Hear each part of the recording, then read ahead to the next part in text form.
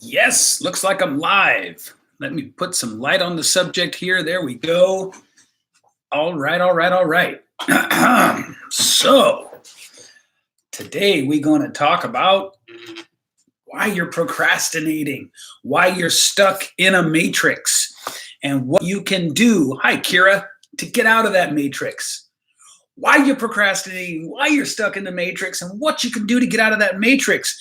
Because I'm telling you, you don't need another training. Most of you, some of you do. You don't need most of what you think you need. And there we go. That's so sweet. What you guys don't know is that I've got this set up on YouTube and on Facebook. And so I've got a phone here and I've got my camera or my laptop here. I feel pretty fancy. I feel pretty slick and high tech. So I'm feeling good about myself. And as a result, I want to share with you some of the insights that I'm learning and have learned over the years. Chief among those is that, wait for it.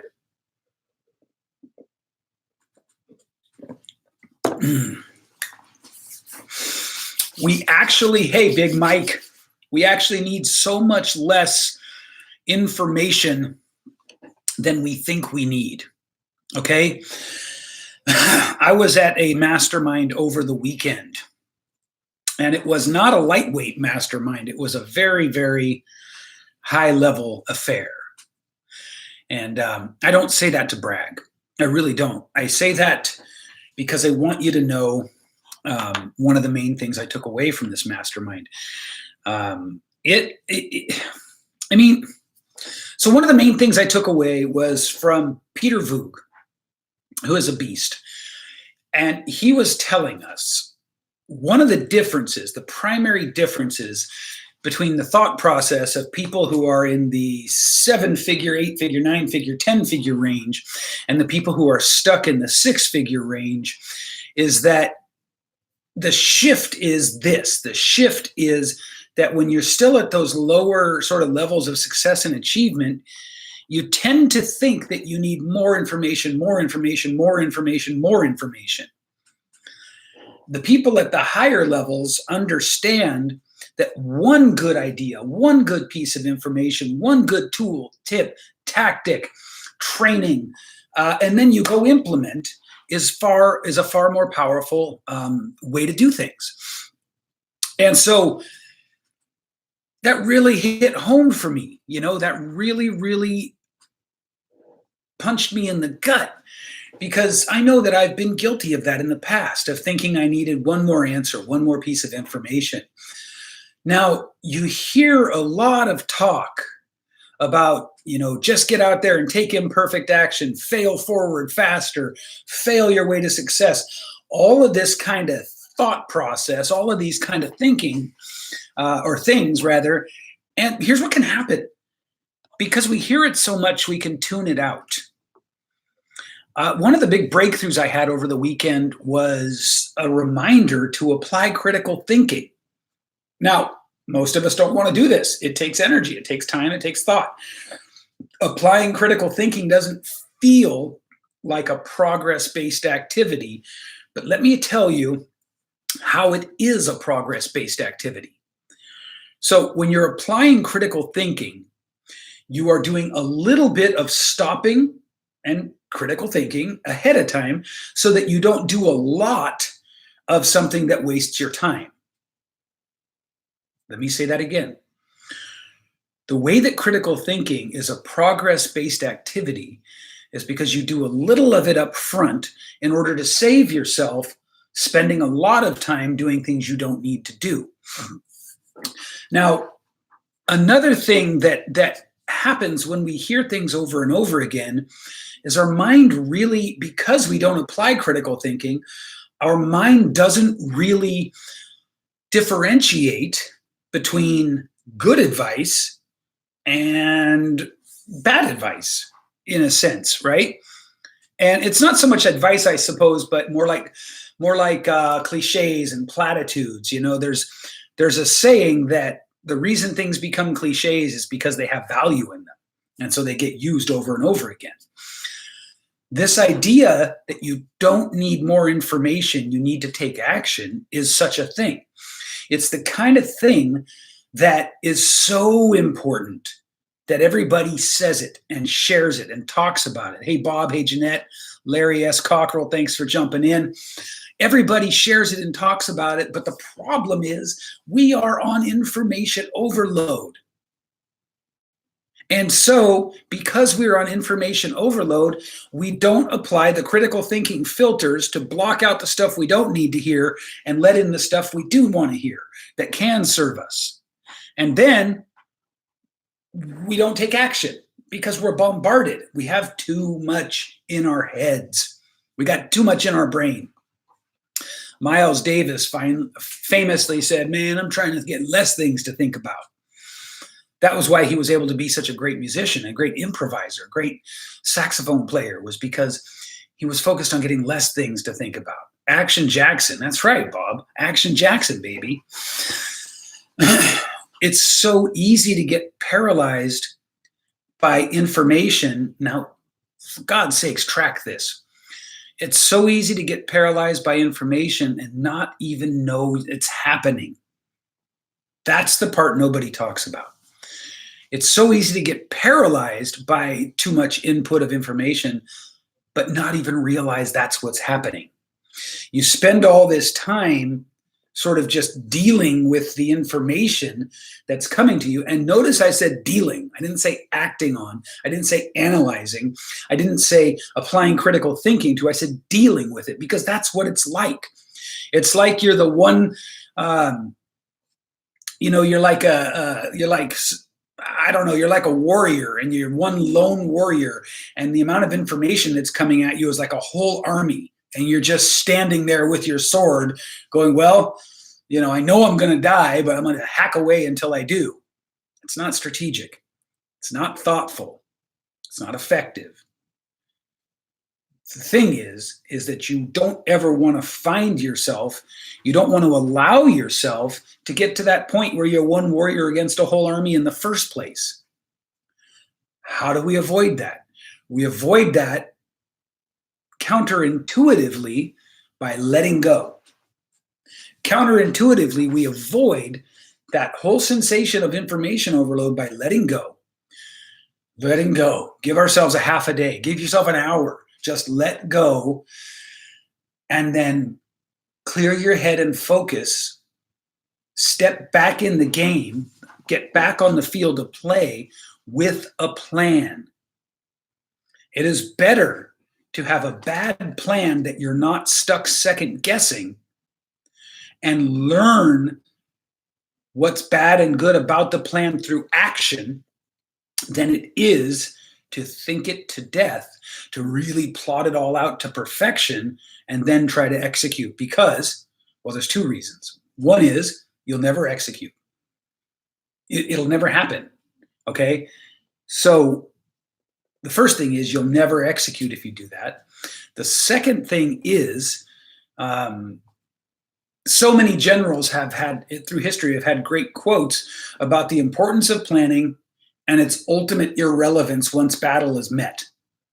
Right? I don't remember any of those quotes precisely, but the idea is, of course you make a plan, but you understand that once the armies clash, the plan's going to go straight to hell, and yet there's still value in making it.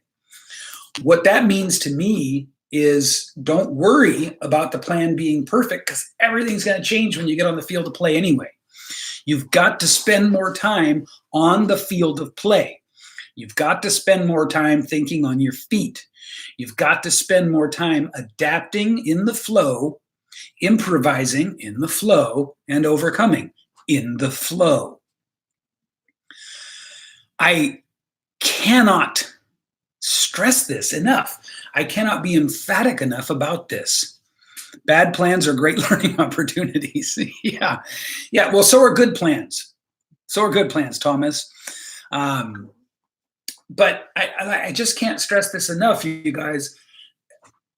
Everybody wants to overthink everything all the time. And if I could have one positive effect on you, it would be to get you to stop that. So I told you earlier I was at a very high-level mastermind over the weekend, And I got to jump in the hot seat, even though I already had gotten clear and I've gotten the next step and I'd gotten the answer to my questions. So I jumped in the hot seat because I wanted to participate. And and I said to Peter and Mark, the guys running the event, I want to do the hot seat, but I'm pretty sure I have my answer anyway. And Peter looked at me and said, then why are you doing the hot seat? Why are you doing it? And I said, well, because I didn't want to miss anything. And that's when he said, let me share something with all of you guys. The primary difference in thinking between the people that are at the six-figure level, which, by the way, six figures is just getting by, right? You're not thriving in what you do at that level. Not like you can be. He said the difference between people who stay at that, that level and the ones that really rise above it is that the people at the lower level think there's always more they need to be learning, always more learning. They're not taking enough action. Whereas the 7, 8, 9-figure people will get one thing and act on it like crazy. Come back, get another thing, act on it like crazy. Come back, get another thing, act on it like crazy. So what's the common thread there? It's action, action, action. And guess what? They're not executing perfectly either. They're learning as they go. So that was my big lesson. That was my big takeaway. I got the strategy I wanted. I got the things that were going to move me. It doesn't matter, Alan. It doesn't matter. That's not the point. Alan says 6-figure turnover or 6-figure profits. Not relevant here. The point is the shift in thinking into taking action will get you higher. That's the point. So I had been given the strategy. I knew the game plan. And I wanted to jump in there anyway, literally just to make sure I didn't miss anything. And I got called out in front of the whole group. Not in a bad way, but the point is, if it was in a bad way, that would have been fine too. The point is, more information will never replace action. You'll learn more through action than through information. Now, you need to have access to good information as well, but you don't stay there like the lab rat who's drinking the cocaine water, right? You've probably seen that image where he just drinks and drinks and drinks till he dies. Well, that's going to be you too if you don't get your ass on the field and play the game. You've got to take action on what you learned. And the likelihood is that what you need really is just a little clarity, just a little direction, just a little push. That's most likely what you need. Maybe 1 or 2 new ideas, right? New ways of thinking, strategies, whatever. But then it's about action. It's about implementing. It's about looking at what happened and learning from it, right? And moving forward that way. Alan says, I get the point. Just thought of 6-figure profit and they're barely getting started. I got lots of catching up to do. You do have lots of catching up to do, my brother. And I'm here to help you whenever you're ready. But you know that already. So this is my lesson for you today. Hey, Ethan, thanks for joining in.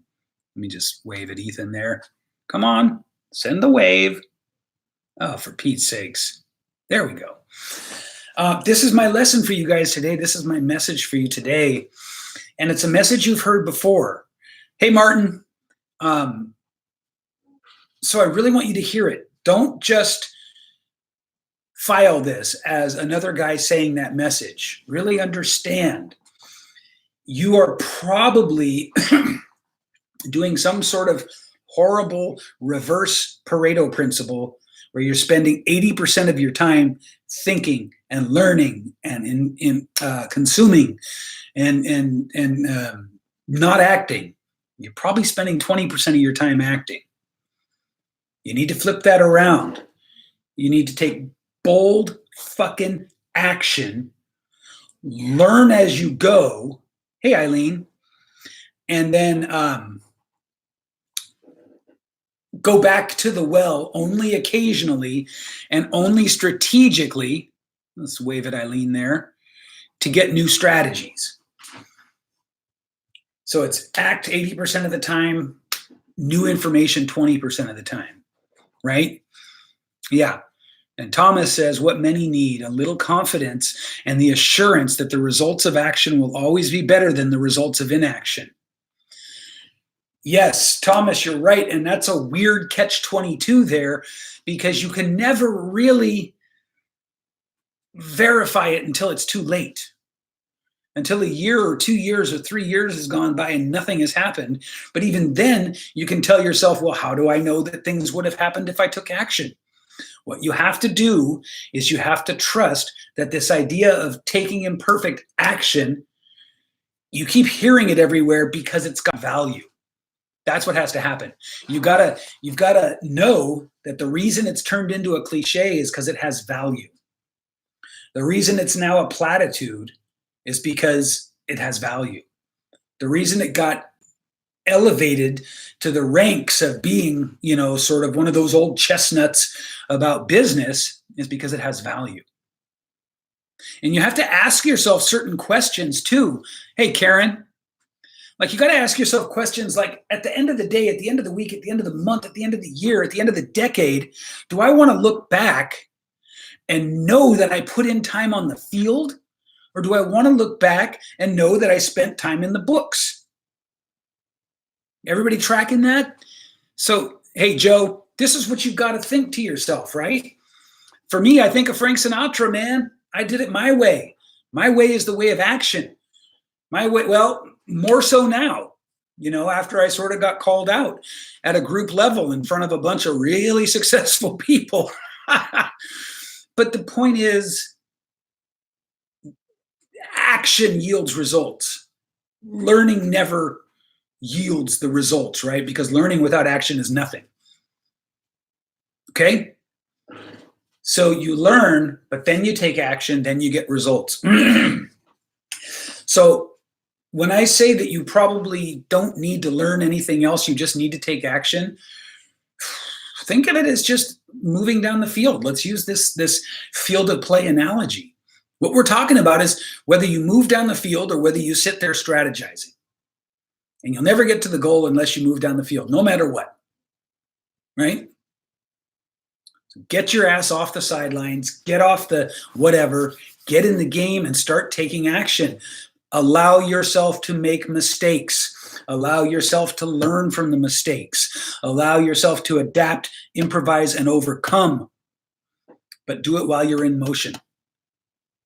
Do it while you're in motion. And your results will be better. You don't know how to close somebody once you get a lead? Guess what's going to teach you that better than anything else? Practice. Having conversations about closing. And then after you've done a bunch of them, what you do is you go, oh, maybe I need a little bit of guidance on sales. You go over and you read a little bit, learn a little bit on sales. Go back, act. Study sales over here forever and never have any calls. Your sales skills don't matter at all, right? Let's say you don't know about lead gen. Well, to start with, you got to practice your organic lead gen, unless you got lots and lots of money to learn the hard way about paid lead gen. You got to figure out what headlines people respond to. You got to figure out what parts of your personality people respond to, and you got to make offers. And there's the action. Action. The guy that's not as good a coach as you, but doing 10 times better than you, I guarantee you look at both of you throughout the day and you'll find that guy's taking more action than you. And I mean, there's just no way around it. Okay? All right. My call to action for you today is to get your ass in action. And if you want more of this, come and join my group. For God's sakes, so easy to find. It's called Manny Wolf's Group. Now, I'm simultaneously broadcasting this on YouTube and Facebook. So if you're watching on YouTube, obviously you got to go to Facebook to find my group, Manny Wolf's Group, where I share more of this stuff. I share my insights on money mindset, organic marketing strategy, personal branding, and whatever the hell else I want to talk about. But I promise you'll find value in there. So get over there. Get in the group. Take action right now. All right. I'll see you guys on the next one. Thanks.